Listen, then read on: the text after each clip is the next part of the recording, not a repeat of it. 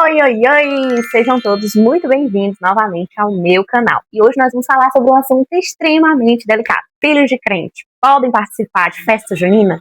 Aqui nós vamos ter estudo bíblico, histórico, cultural para pais cristãos e professores do Ministério Infantil. Então, se você já está gostando dessa temática, já dê um like, comente nos comentários no final ou agora mesmo o que você já está achando desse tipo de conteúdo. Vai ser um prazer poder compartilhar com você muito mais daquilo que o Senhor tem colocado no meu coração. Então, vamos lá.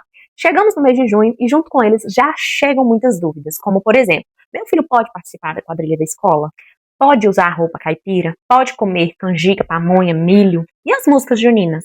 Eles podem ouvir? Eu posso ouvir? Existe problema na fogueira de São João, São Pedro, Santo Antônio? E essas perguntas aparecem todo ano. E, infelizmente, muitas famílias acabam tomando decisões somente por influência da cultura, da sociedade, do contexto em que vive. E esquecem do embasamento bíblico que nós temos acesso. Alguns participam, na maioria das vezes, sem nem sequer refletir sobre o assunto. Outros proíbem, do nada, e nem sequer explicam o motivo. Mas será que existe um caminho bíblico para podermos orientar os nossos filhos e as nossas crianças? Isso é o que vamos aprender e estudar hoje, através desse vídeo. Não quero responder vocês somente com o que pode e o que não pode. Quero que vocês aprendam através do discernimento espiritual, do relacionamento com Deus, o que realmente pode e não pode para você.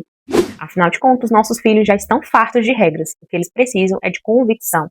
Mas vamos lá para a primeira pergunta. O que são as festas juninas?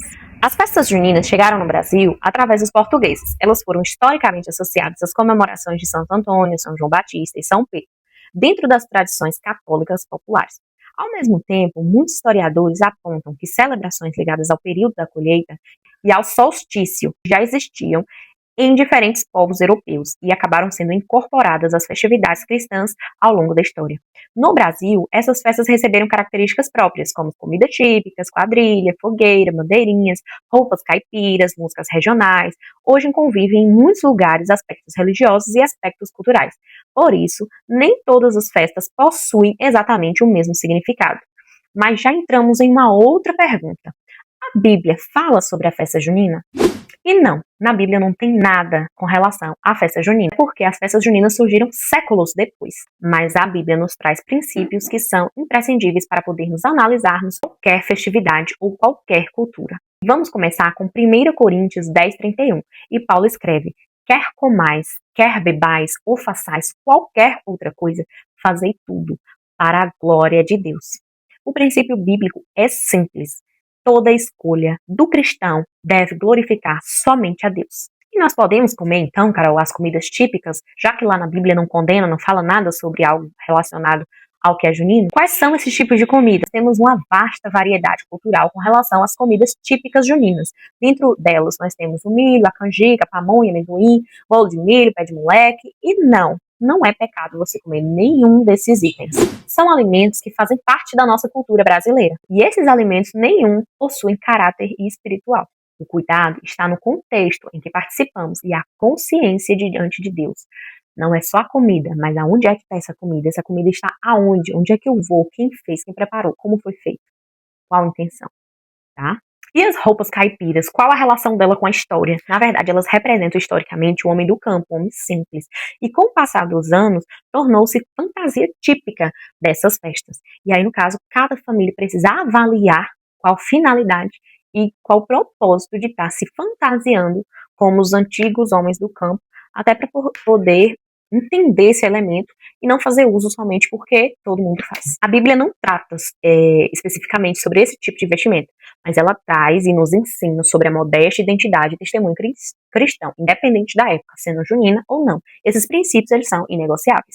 E a quadrilha, qual a relação dela com a Bíblia? O que a Bíblia nos traz com relação a isso? Na verdade, na Bíblia também não fala sobre a quadrilha. Ela surgiu na França como dança de salão e foi levada para Portugal, depois adaptada para o Brasil. E hoje faz parte da cultura junina, né? Mas os pais precisam refletir. Qual o contexto de deixar o meu filho dançar quadrilha? Tá, a Bíblia não está condenando, mas por que eu deixaria meu filho dançar quadrilha? Qual o significado que a gente, que tem nessa dança?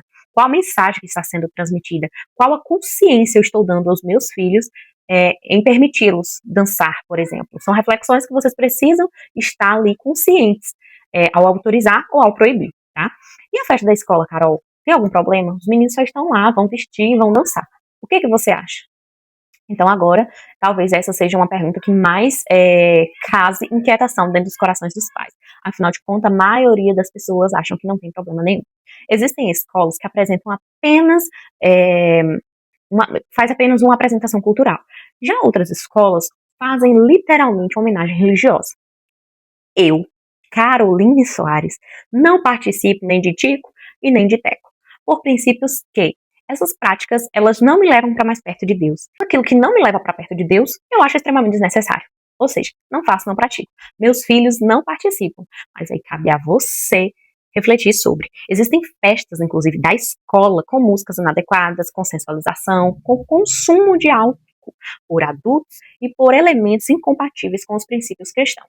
Aqui a gente fala sobre religião, mas também entra o Estatuto da Criança e do Adolescente, que inclusive, né, é totalmente vedado essa questão de expor as crianças em ambientes onde tem excesso de álcool, onde tem adultização, onde tem sensualização, etc, etc e tal. Então é um risco que você pode estar correndo em achar que não tem nada não de expor seu filho em várias coisas ali que talvez, né, você nunca tenha parado para refletir, mas tem muita coisa, sim. Por isso, vocês precisam conhecer, estudar e orar antes de decidir uma decisão tão importante como essa. Porque não basta perguntar, meu filho vai apresentar, vai ser só uma quadrilha? Pergunte, qual é o objetivo dessa atividade? Quais músicas serão usadas? Qual a mensagem está sendo transmitida? Qual o objetivo? Vai levar para mais próximo de Deus? É algo que vai realmente edificá-los? Então, essas questões, vocês precisam realmente ter um relacionamento íntimo com Deus, orar e falar com o Pai.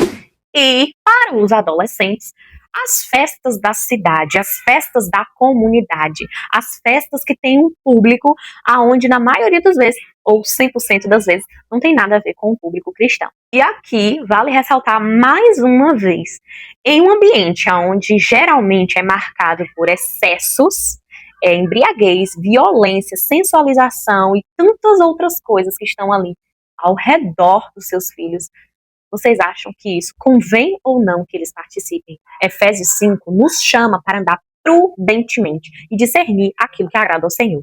Você permitir que o seu filho vá à festa da cidade, que sua filha vá à festa da cidade para poder ouvir uma banda, sei lá, qualquer, que não vai beber, que não vai fumar, mas esteja dentro daquele ambiente, é algo que realmente eleva-o para mais perto de Deus, é algo que realmente não vai corrompê-lo, não vai fazer com que seu coração peque ou algo do tipo. Então é algo que realmente é muito pessoal. Você e sua família, você precisa orar, entender o que a palavra de Deus nos diz lá em Efésios 5. E o que a psicologia, Carol, que a ciência nos traz diante de tudo isso? Porque aqui eu trouxe a cultura, trouxe a Bíblia e agora eu quero trazer um embasamento científico. A adolescência, e eu falo a infância também, é marcada pela necessidade de pertencimento, principalmente os jovens, né? Eles querem ser aceitos pelo grupo, eles querem ser aceitos pelos colegas, pelo namorado, pela namorada, e eles costumam dizer, mas todo mundo vai, não tem nada a ver, eu não vou fazer nada demais. E essa pressão, ela é extremamente forte, porque na maioria das vezes os pais, eles nem sequer têm o conhecimento para poder estar falando e exortando da maneira correta. Se os pais não discipulam seus filhos, a cultura fará esse discipulado. O mundo, ele com certeza vai moldar o caráter do seu filho. Se você não tem preparado, né, com conhecimento, com teologia, com busca, né, íntima com o Senhor, infelizmente, o mundo, os colegas, os amigos que estão ao redor vão fazer esse trabalho sem problema nenhum. Então você, enquanto pai, não falhe nesse processo. Continue buscando, continue orando. E se seu filho sente esse interesse, não pense que está tudo perdido. Na verdade, você tem que orar ainda mais, você tem que buscar ainda mais e conversar ainda mais com seu filho, porque o Senhor transforma vidas, transforma histórias, e eu tenho certeza que assim como Ele mudou a minha vida, Ele pode mudar também a da sua família como um todo. E aqui eu vou deixar bem claro também o exemplo de Daniel. Ele era adolescente quando ele foi levado para a Babilônia, né? E ele aprendeu lá outra língua, outra cultura, outra educação, mas ele decidiu permanecer fiel a Deus. Ele viveu dentro da cultura que não era pertencente, né, às suas ideologias e tudo mais, mas mesmo assim ele não perdeu a sua identidade. Ele ficou firmado na promessa. E talvez esse seja o maior exemplo para os nossos filhos. E é esse o nosso objetivo que nós queremos ter, porque nós vamos estar perto dos nossos filhos sempre para proibi-los ou permiti-los que eles façam algo. Então, nós precisamos compreender e ter esse objetivo de ensinar aos nossos filhos princípios que são inegociáveis, por toda a vida, né? E qual é o nosso maior erro enquanto pai cristão? Não é proibir, não é permitir, é na maioria das vezes não explicar, não orientar. Filhos que apenas obedecem dificilmente permanecerão firmes quando crescerem, mas os filhos que são discipulados, que aprenderam a discernir, aprenderam a ter uma intimidade com Deus, vai ser muito mais fácil deles entenderem, compreenderem a vontade de Deus na vida deles, em meio às diversidades e aquilo que o mundo tem a ofertar. E agora vem algumas perguntas que toda família deve fazer. Antes de participar de qualquer manifestação cultural, antes de participar de qualquer, não estou falando aqui só da junina, não. Perguntem-se: isso glorifica a Deus? Isso fortalece a minha fé? Isso aproxima meu filho de Cristo? Isso comunica com quais valores? Estou formando discípulos ou apenas seguidores da multidão?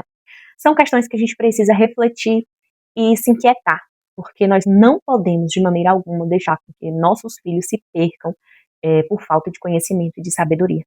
Essa é a nossa missão enquanto pais, enquanto família, né, que entende o nosso propósito e o nosso objetivo.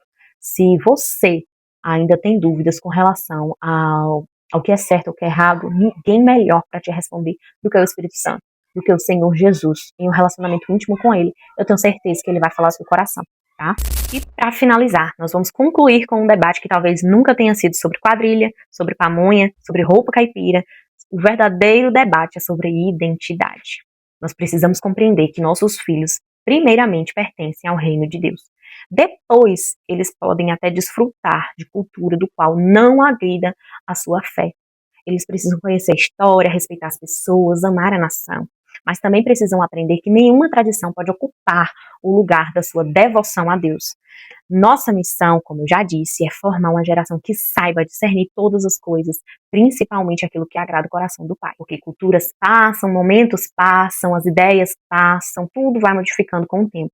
Mas a palavra do Senhor permanece para sempre. Que Deus nos dê sabedoria para criar os nossos filhos num mundo onde tem tantas coisas oferecendo para eles, que nós possamos amá-los, mesmo quando eles nos desafiam e muitas vezes fazem as coisas que não agradam, até mesmo nossa vontade enquanto pai, né? Que nós possamos respeitar a cultura dos outros e do povo brasileiro, mas permanecemos firmes, convictos que Deus é um Deus que nos ama, independente de qualquer circunstância. Nós estamos ali para fazer tudo para poder engrandecer o nome dele.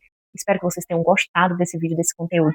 Se você gostou, curta, comente, coloque aqui a sua opinião diante desse tema tão polêmico. Vai ser um prazer acompanhar e conhecer um pouquinho mais de você. Um beijo, fique com Deus.